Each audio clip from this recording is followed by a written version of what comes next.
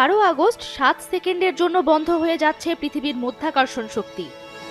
আসলে কি এমন কিছু ঘটতে যাচ্ছে? ২৪ ঘন্টায় আকাশে চারটি মহাজাগতিক ঘটনা, সূর্যগ্রহণ, উল্কাবৃষ্টি, নতুন চাঁদ আর ভোরের আকাশে একসঙ্গে ৬ গ্রহ। ১২ আগস্ট তাই আকাশপ্রেমীদের জন্য হতে যাচ্ছে বছরের অন্যতম ব্যস্ত একটি দিন।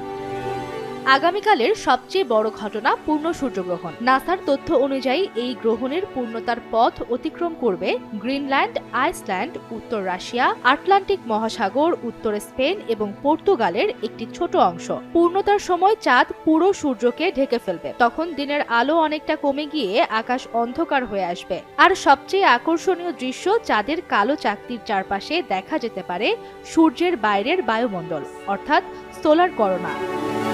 তবে পৃথিবীর অধিকাংশ মানুষ পূর্ণ সূর্যগ্রহণ দেখতে পারবেন না। উত্তর আমেরিকা, ইউরোপ ও উত্তর পশ্চিম আফ্রিকার বিস্তীর্ণ অংশ সহ আরও অনেক জায়গা থেকেই দেখা যাবে আংশিক সূর্যগ্রহণ।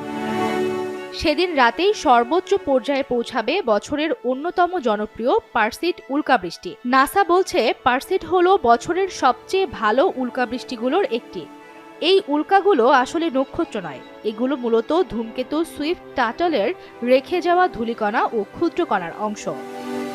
পৃথিবী যখন ওই ধ্বংসাবশেষের পথের মধ্য দিয়ে যায়, তখন কণাগুলো প্রচণ্ড গতিতে পৃথিবীর বায়ুমণ্ডলে প্রবেশ করে।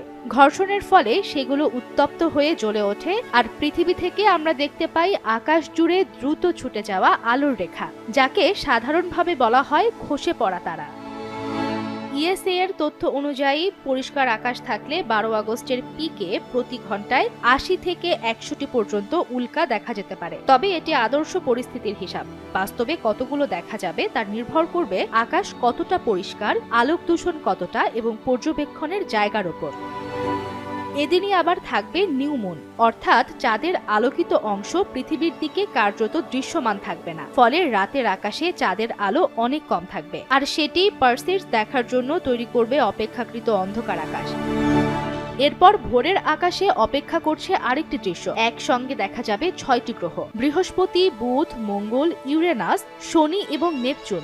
এই ৬ গ্রহকে ভোরের আকাশে একই সময়ে অবস্থান করতে দেখা যাবে। তবে ৬টি গ্রহ একসঙ্গে থাকলেও সবগুলোকে খালি চোখে সমানভাবে দেখা যাবে না। কিছু গ্রহ দেখতে প্রয়োজন হতে পারে দূরবীন বা টেলিস্কোপ।